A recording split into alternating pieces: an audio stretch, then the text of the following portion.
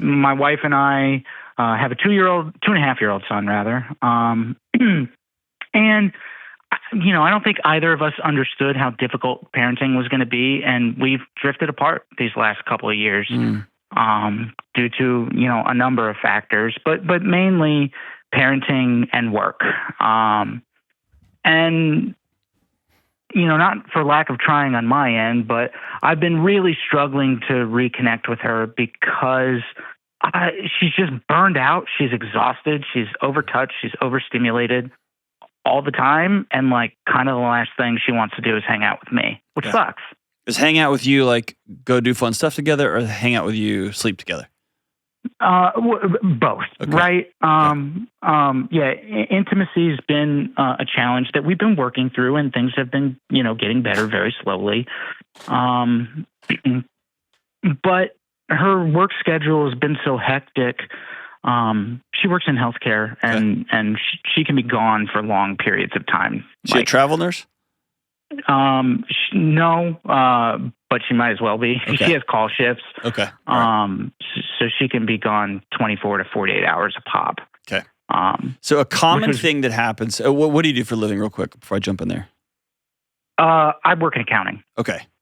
A very common thing that happens 1 to 2.5 years in is the recognition that, we just kept going with our lives and we added a baby.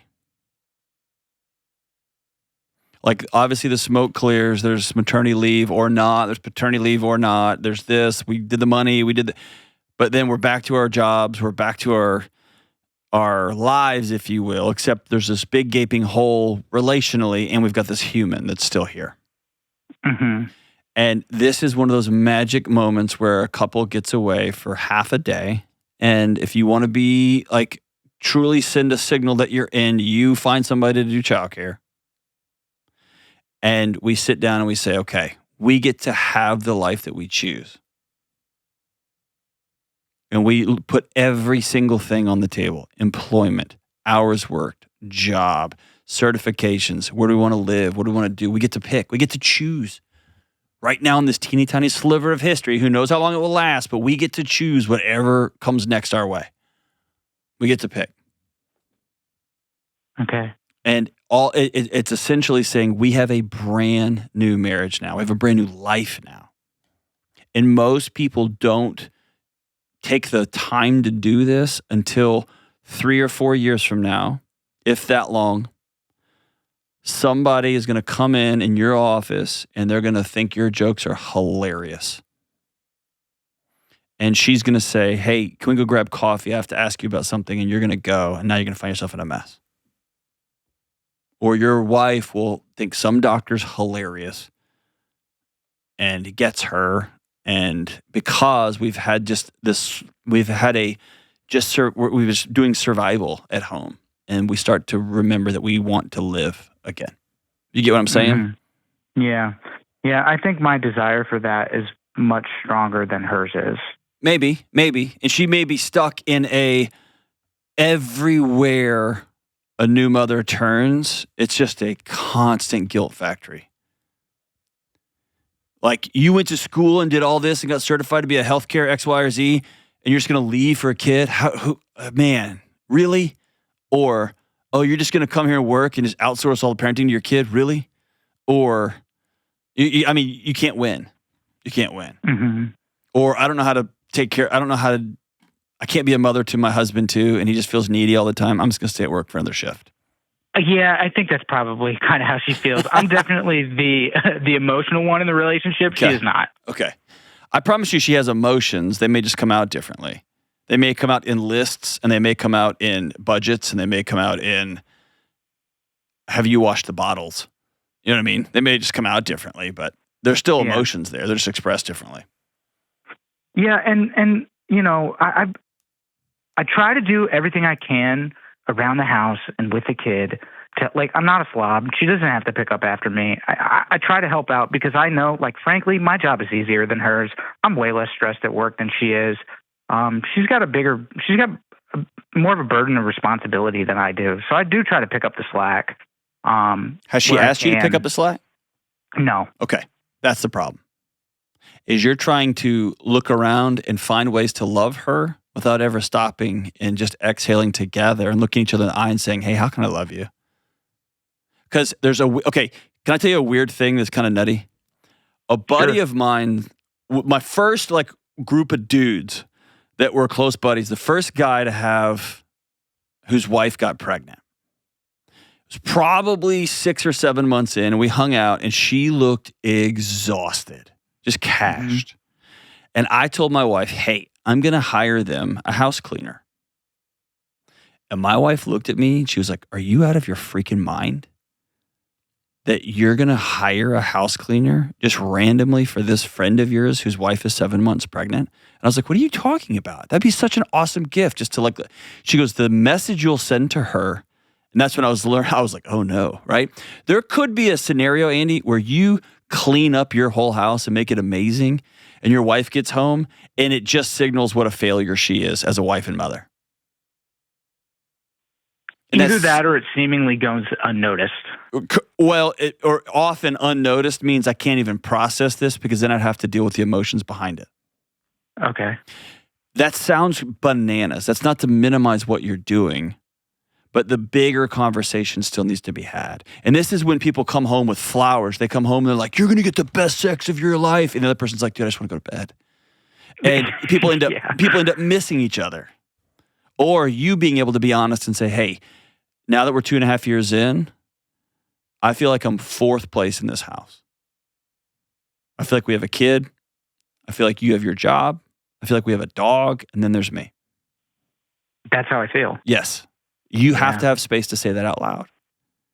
But if you sit down and you point a finger and you say, hey, you're always at work. You're always dealing with this. You never have time for... All of that is accusation. If you sit down and say, hey, I want us to spend 3 or 4 hours together co-constructing the next world that we get to live in. She might say, I'm doing great. I'm doing fine. To which you will have to be honest and say, I'm not. Yeah. I don't know how to love you in this season. Do you get what I'm saying? Yeah, I do. And we've certainly had those conversations. God, I don't even know what that looks like. I'm afraid that if we have that conversation, baby number 2 is going to come up. Does she want baby number 2 or you? She does. Okay. Do you not want baby number 2? No. Why not? My experience this first time around was rough. When she went back to work, first time dad, I also work full time, and I find myself at home with no help. With a baby for 2 days straight. Okay, let's have that conversation. That's the conversation you have to have. Because right now she is at work resenting the fact that she wants to expand the family and you quote unquote do nothing at your job. And it's so hard for you to change diapers. Right? And then you sit at home saying, hey, I've got a full-time freaking job and I got no help. And by the way, because this is a role reversal, most of the time in the media, this is flipped gender-wise. You don't even have any of your buddies to talk to about this. I don't know anyone in a similar situation as me. And I should say, she's the breadwinner in our relationship. She is. I don't even like that breadwinner language because the house takes both of you to run. Yeah. And so sitting down and saying, hey, you've talked about baby number 2. I would love to have a huge family. I would not love to continue moving forward like we're moving right now. Yeah. And that's a totally different conversation. And if she goes to work and makes more money and lets you know that she's more important than you, you'll need to have that conversation. If you're walking around feeling less than because your wife makes more money than you, then y'all need to have that conversation. Because that may be your ego and insecurity. Or she may be squashing you on purpose. You know what I'm saying? It's like, it's all those things. But if you don't want to have a truthful, hard conversation because you're afraid she's going to bring up something that you don't want to talk about, then of course she's resenting you and staying at work because she don't want to even look at you. She wants to expand the family and you don't want to because you have to change the diet. You see what I'm saying? It's just a weird dance y'all are in. Somebody's got to flip the lights on and turn the music off. Yeah. Yeah, I mean, the parenting has gotten much easier. Obviously, I've been doing it for 2.5 years now. Of course. I got that figured out. Yeah, but then you're going to start all over again? It's crazy. Yeah, that's what scares me, John. That's what scares me. It's cool. And I feel like, for the last couple of years, I've been really trying to like rebuild and obviously not get back to where we were prior to having a kid. I know we're likely never going to get back. Like life's different now since having a kid. But it can be it can be a different kind of awesome. It doesn't have to be, it was awesome and now it's awful. It can be, that was awesome when we could just like make out whenever we wanted and we just had tons of money because you worked so much. And then you get home and with what energy you had left, we would, oh yeah. And then now it's just going to suck for 18 years. That didn't have to be the other case. Yeah. Y'all can build a different kind of awesome. It might be that y'all need to hire some help. It might mean that you feel small in your job and you want to start pursuing a different career.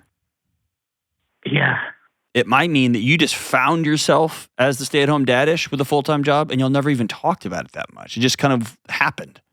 It did. When she was pregnant, I didn't even think about like what it was going to mean when she was on call. Like, I don't know if I like purposely blocked that out. No, or if it just didn't even. Yeah. My wife taught night school. My wife taught grad school in the evenings. It never even occurred to me. Yeah. Right? Yeah. It was scary for a long time. Yeah. And I don't look forward to having to do that again. But I should say she is moving to a normal schedule soon. Okay, so this is a perfect moment. Yeah, yeah. And we also have a date planned on Saturday. How long? We have 4.5 hours. The sitter is watching for 4.5 hours. Game on, dude. Game on. You sit down and write out a series of notes. Like we have a totally new marriage. We have a totally new adventure. I want to co-create something awesome in this new world. How do you want to feel when you come home? That's the question. How do you want to feel when you come home?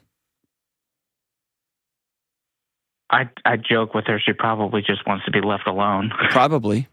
Yeah. And you get to answer that question too.